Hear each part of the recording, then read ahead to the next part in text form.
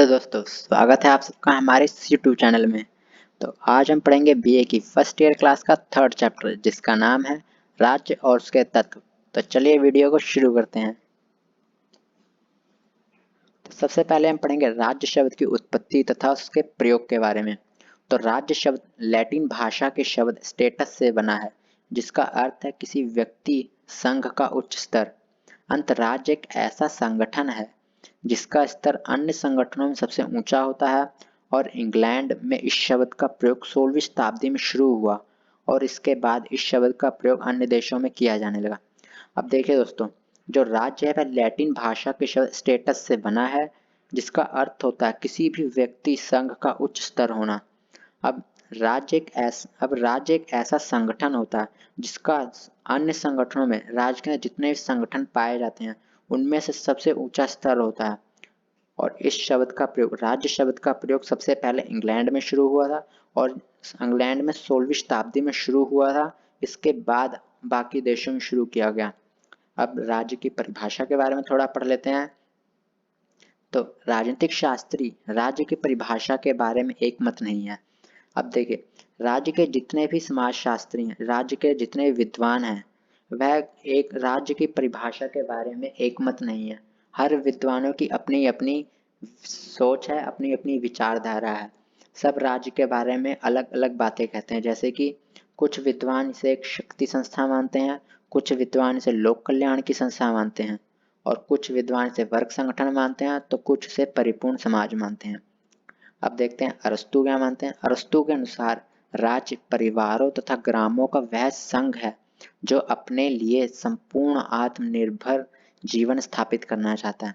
अब अरस्तू के अनुसार राज्य परिवारों ग्रामों का एक समूह होता है जो अपने लिए आत्मनिर्भर जीवन स्थापित करना चाहता है।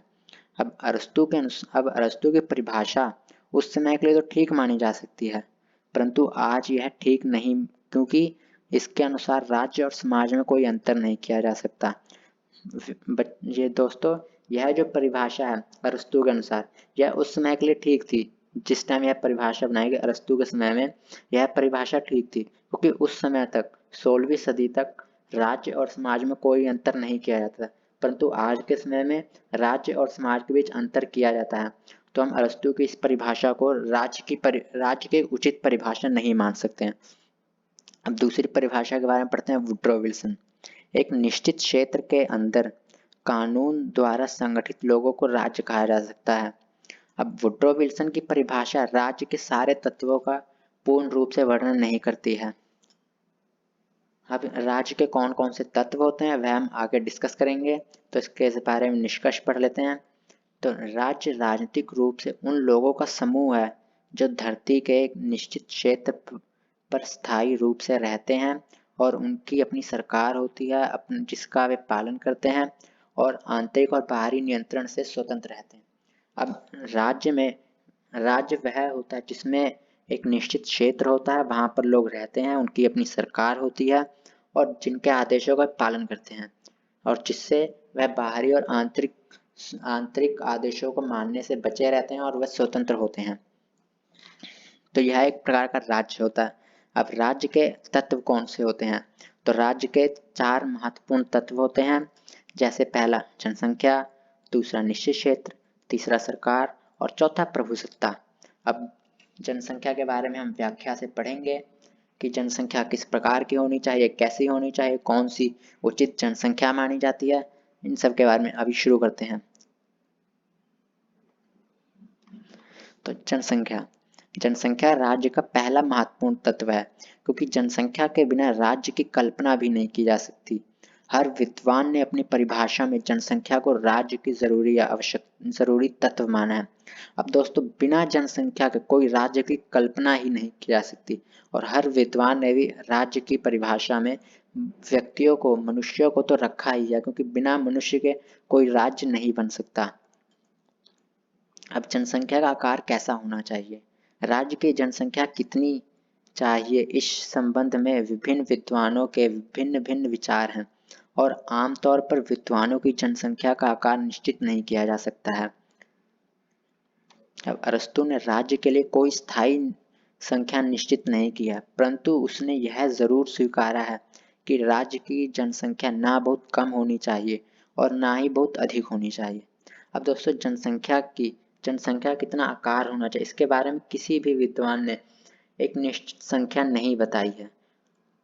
जैसे अरस्तु का कहना है कि कौन की जनसंख्या केवल इतनी होनी चाहिए कि जिससे ना ही वह बहुत अधिक होनी चाहिए और ना ही बहुत कम होनी चाहिए जनसंख्या।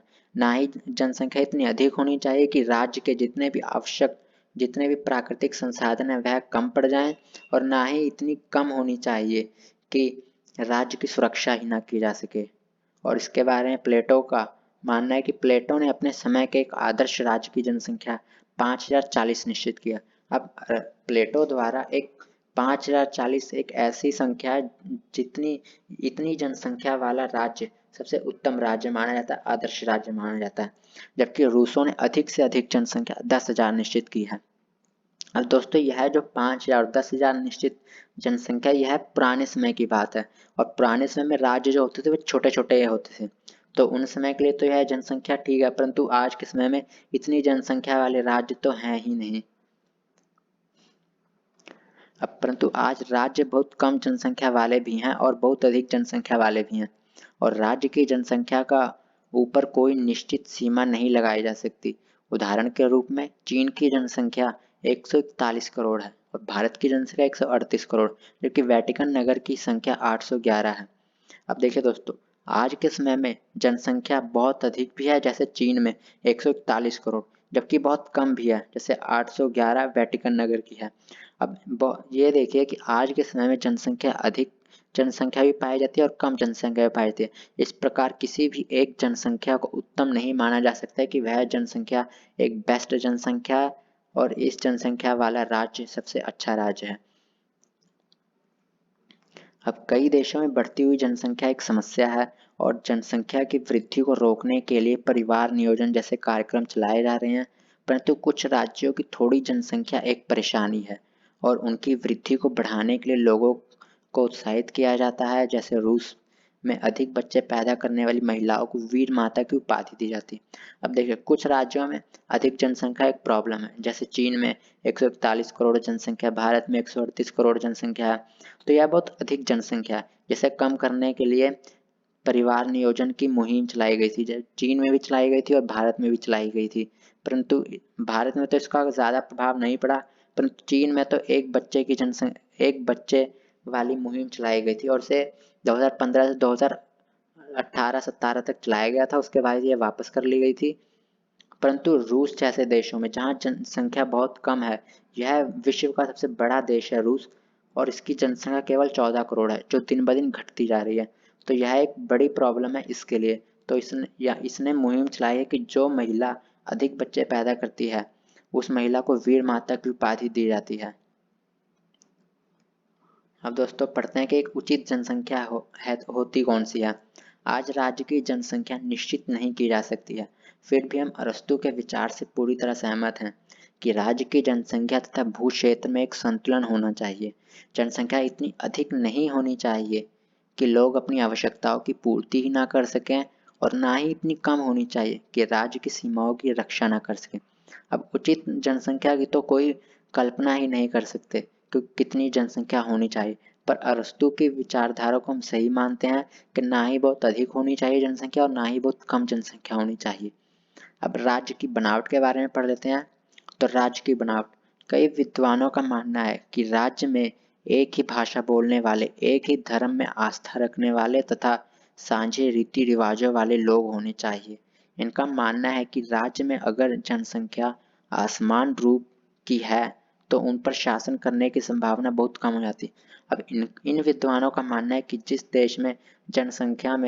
जिन देश की जनसंख्या में धर्म और अलग अलग जाति के लोग रहते हैं उन पर शासन आसानी से नहीं किया जा सकता है, वह उस देश के लोग किसी भी एक आदेश को नहीं स्वीकारेंगे और नहीं अच्छे से पालन करेंगे उनका।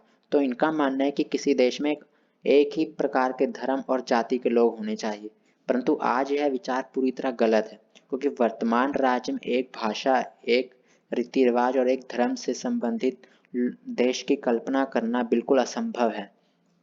अब राज्य की जनसंख्या में 3 किस्में के लोग आते हैं, जैसे नागरिक, प्रजा और विदेशी। अब नागरिक, प्रजा और विदेशी कौन होते हैं, इनके बारे में पढ़ लेते हैं कि नागरिक वे व्यक्ति होते हैं जो राज्य के सदस्य हैं और पूर्ण नागरिक और तथा राजनीतिक अधिकारों का उपभोग करते हैं। वे लोग राज्य के प्रबंध में सक्रिय रूप से भाग लेते हैं।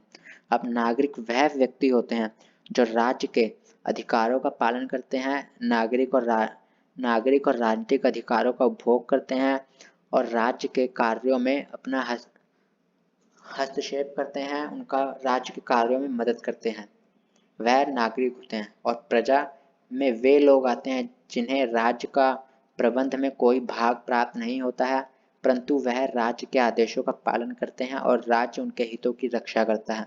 इस श्रेणी में हम पागल, बच्चों और दोषियों को रखते हैं। अब विदेशी कौन है? विदेशी वे होते हैं जो अपने राज्यों के प्रति निष्ठावान होते हैं, परंतु दूसरे देशों में सैर करने, विद्या प्राप्त करने अथवा व्यापार आदि के उद्देश्य से आ जाते हैं। विदेशियों को नागरिक अधिकार प्राप्त होते हैं, पर उन्हें राजनीतिक अधिकार प्राप्त नहीं होते हैं। तो दोस्तों, अब हमने विदेशी, प्रजा और नागरिकी के बारे में भी पढ़ लिया है। तो जनसंख्या के बारे में हमने पढ़ लिया। अब सरकार, निश्चित क्षेत्र और प्रभुसत्ता के बारे में अगली वीडियो में डिस्कस करेंगे। तो अगर यह वीडियो आपको पसंद आई है तो लाइक ज़रूर कीजिएगा और सब्सक्राइब ज़रूर कर लीजिए। Thank you.